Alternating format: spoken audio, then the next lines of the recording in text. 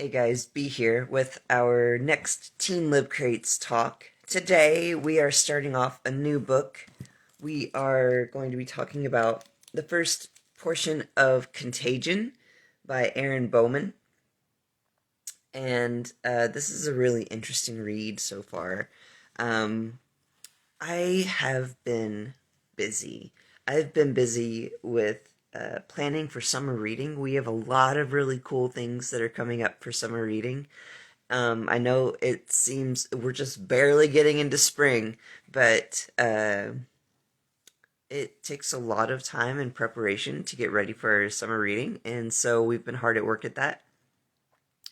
And so, because of that, I did not get to read as much as I would have liked to for today. But we'll talk about the things that I have, the portions that I have gotten to. So, let's see. Okay. So, when we enter into the story, we are on a base, on a planet, and we're introduced to a few characters.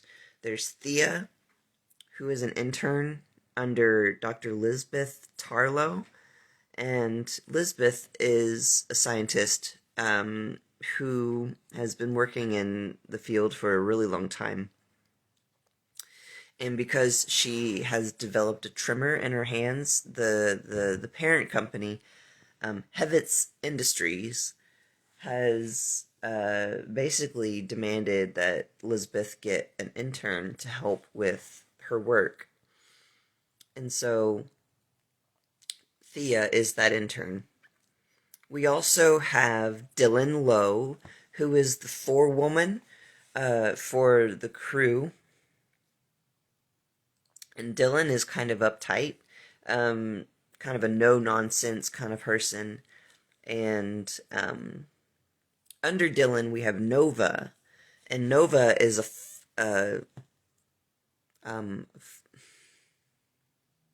what is the word? It just escaped me. Pilot. She's a pilot. I was trying to say flight something, but she's a pilot. She flies the... Okay, so this is also set in space. Fun fact. So she flies spaceships. And Nova, she had this eye condition, and it caused some damage to her peripheral vision. And even though she got some work done and her vision is almost perfect, she can no longer do her. She's no longer allowed to work in the military, to fly for the military, because her vision isn't where it needs to be. And she thinks that that's kind of silly, but what are you going to do? They said no. And so Nova finds herself working for this company and is a pilot. She has a cousin named Sullivan who is also on the crew. And Sullivan is a tech person, I think.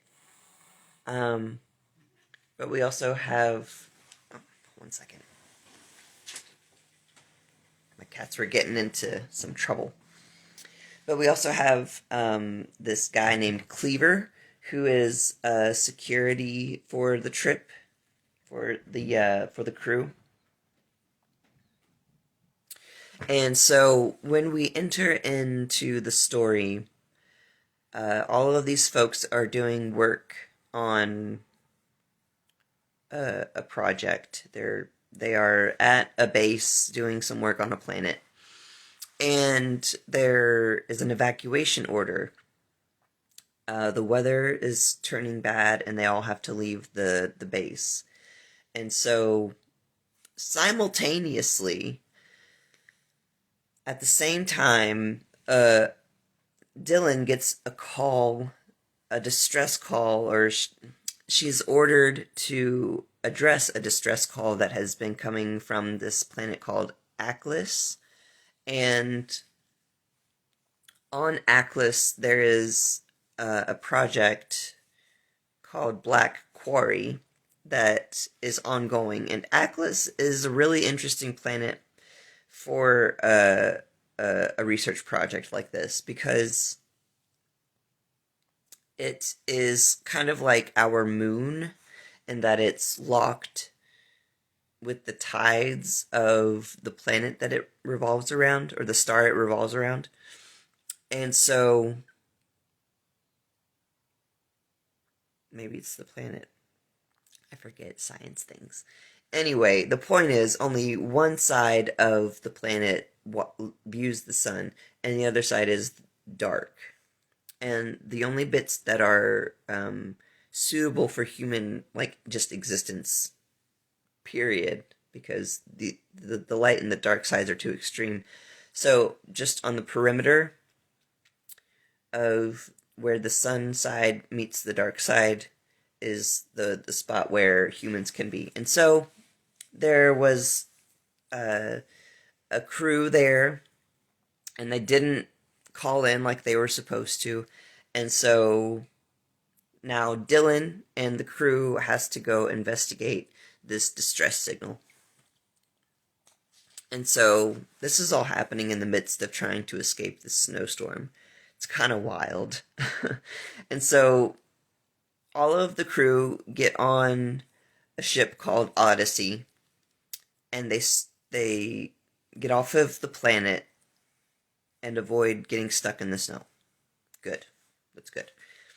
While they're kind of floating, flying away from the planet, Dylan has a briefing with the crew where she tells them they're going to be going to Aklis to investigate this distress call, that they are the closest crew, and it's their job, their responsibility to go and figure out what's going on.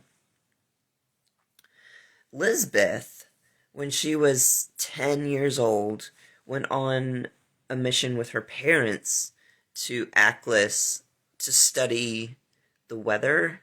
I think they went to study something. And it turns out that all of the crew except for Lisbeth was killed on Aklis. And somehow she survived and surprisingly was not consulted when Hevitz Industries decided to send a crew to Aklis. And it's really confusing because Lisbeth is, the scientist who studies ecosystems, and she would have been consulted before doing a trip like this to Aklis. And so it's kind of suspicious that she was not consulted on whether or not to start a project on this planet in the first place. And so seems like something fishy is going on, if you ask me.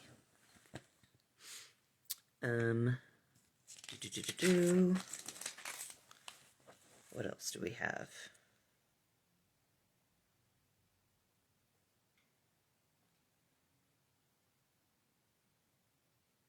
Okay.